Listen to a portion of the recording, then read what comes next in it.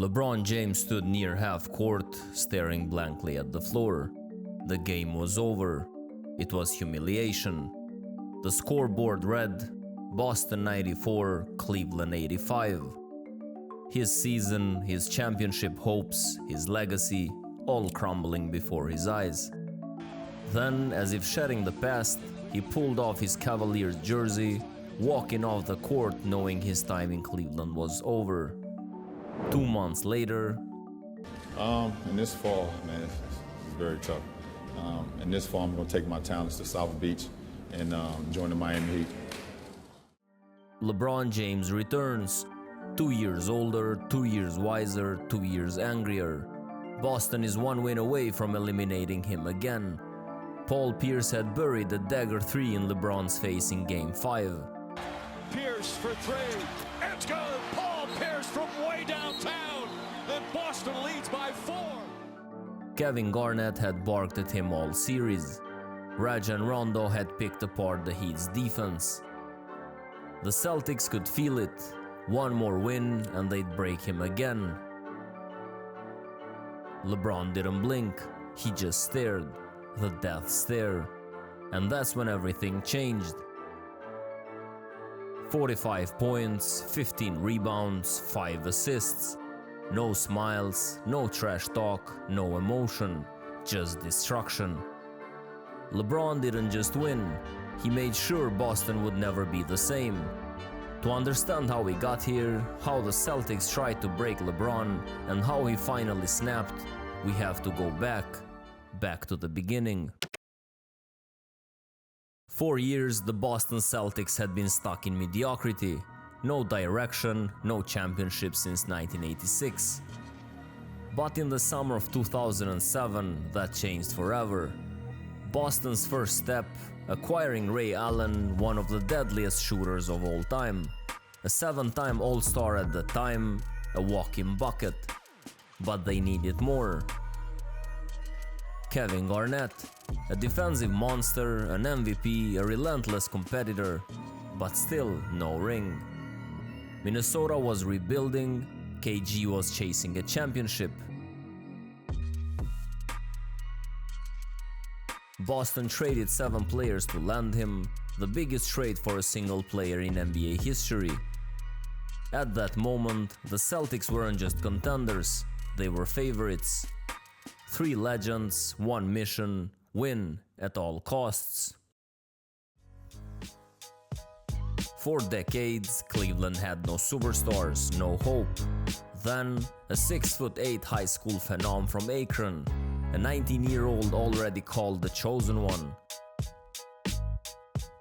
LeBron James wasn't just a rookie, he was a movement, a belief, a future king. The moment he put on that Cavaliers jersey, Cleveland belonged to him.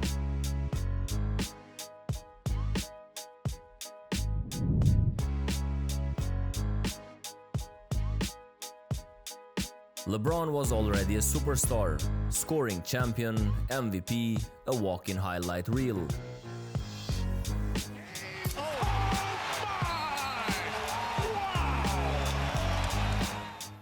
But there was a problem. Boston didn't fear him, they didn't respect him. Kevin Garnett, Paul Pierce, Ray Allen and Rajon Rondo. They didn't see a king, they saw a kid. They wanted to break him. For 6 games, it was a slugfest. Every game won at home. Every game more physical than the last.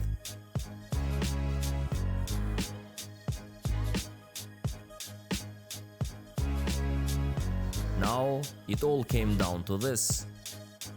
From the opening tip, it was war. LeBron attacked. Pierce responded.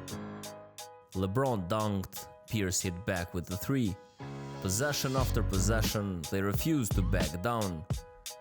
By the 4th quarter, the arena was electric. Final score, Celtics 97, Cavs 92. Boston wins the series 4-3.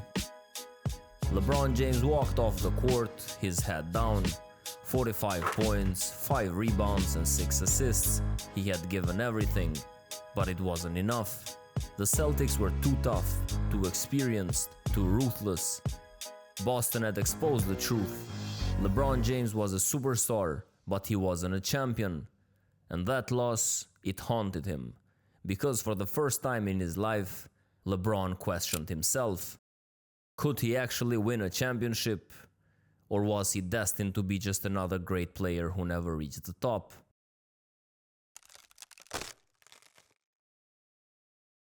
MVP, 61 wins, the #1 seed. This was supposed to be his year.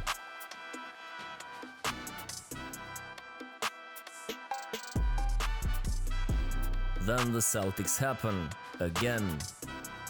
Game 1, LeBron dominates. 35 points, 7 rebounds, 7 assists. Cleveland wins. For a moment, it felt like LeBron had finally figured it out. Out of 5. Pierce rejected from behind by James. Down to 25 seconds. James for 3. LeBron James from downtown, and he has dialed it up in the... But then, Boston woke up. In Game 2, Rajon Rondo runs the show, 19 assists, Boston wins by 18, and the series is tied 1-1. In Game 4, Rajon Rondo takes over again, 29 points, 18 rebounds, 13 assists. Boston wins by 10, the series is tied 2-2. The Celtics weren't just winning, they were getting inside LeBron's head.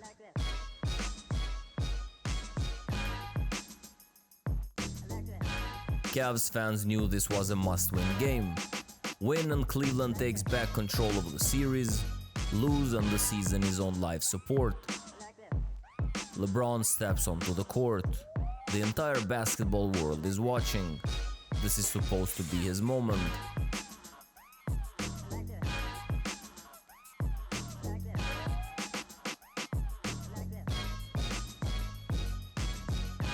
But from the start, something is wrong. LeBron looks passive, no aggression, no fire.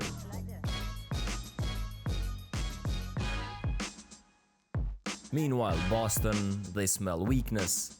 They attack him, they push him, they bully him. KG and Pierce are in his face every play. The final score, Celtics 120, Cavs 88. LeBron finishes with 15 points on 3 for 14 shooting, 9 turnovers, one of the worst playoff games of his career. We cannot come back here, period, point blank. We have to think, this is our Game 7 coming up, and we cannot afford to have the best team in the league have a Game 7 on that floor. Just not possible. Evan, thank you. Boston knows. They know they can finish this. They know LeBron is unraveling. They know they can send him home again. And they do. Celtics win 94-85. LeBron drops 27, 19 and 10, but it doesn't matter. As the final buzzer sounds, LeBron walks off the court, takes off his Cavs jersey, and 2 months later... In this fall, man, it's very tough. In this fall, I'm going to take my talents to South Beach and join the Miami Heat. You can break LeBron at this point. We broke LeBron. In Game 5. So get out of here with that, all right? You understand how you got the Cleveland, how you got the Miami bill? You remember That's that? true. You broke him in Okay, 2010. so remember that, all right? Fair so enough. Stop bringing that up, all right? Fair enough. So they was talking to him, okay? The Celtics didn't just beat LeBron, they changed NBA history. LeBron was done being bullied, done being doubted, done being broken. Now, he had the Miami Heat. Dwayne Wade, Chris Bosh, a super team built to conquer the league. But things didn't go as planned. In the 2011 NBA Finals, LeBron disappeared. 8 points in Game 4, only 3 made field goals in the fourth quarter of the entire series. Miami loses the series 4-2. The media eviscerated him.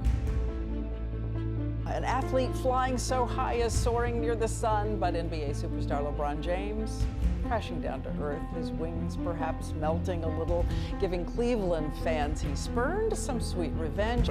Last night, it wasn't just an NBA title won by the Dallas Mavericks, as it was legacy lost by the Miami Heat. Not what the team had in mind, of course, when it signed LeBron James and Dwayne Wade and Chris Bosh, a trio of $100 million stars who promised a half dozen titles or more for Miami. Their failure, though, however epic in scope, is owned by 1/3 of that big three, LeBron James. For the first time in his life, LeBron James was no longer seen as the chosen one. Instead, he was a failure. A year later, the Miami Heat were back in the Eastern Conference Finals. They led Boston 2-0.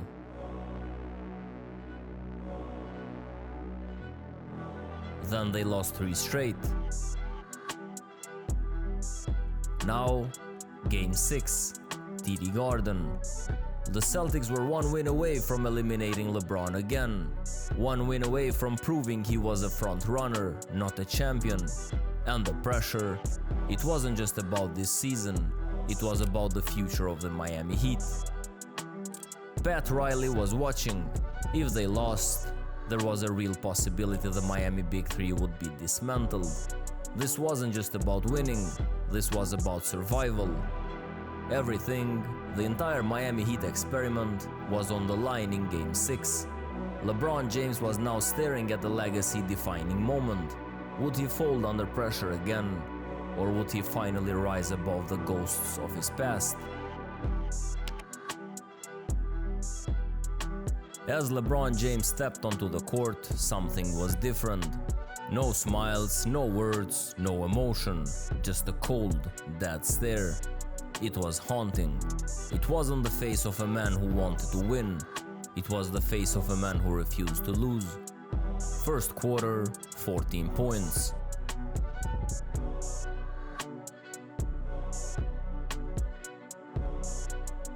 Paul Pierce all series long, having to guard LeBron James. James with the jump shot is good. Halftime, 30 points. By the end of the third quarter, 41 points. James, jab steps on Petrus. Now the jump shot. That's been going in all night long. He's got 36 points, 15 of 20 from the field.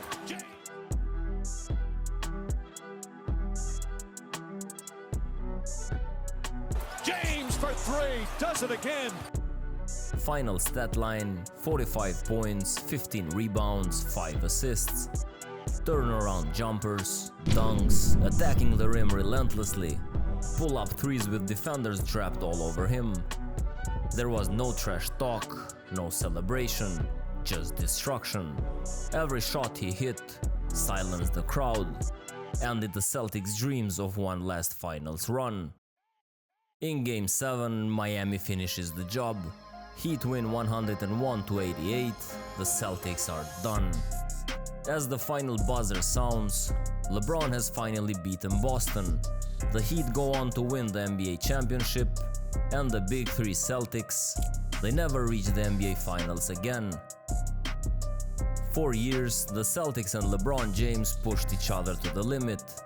For a time, Boston had his number. They sent him home in 2008, they humiliated him in 2010, they forced him to become something more.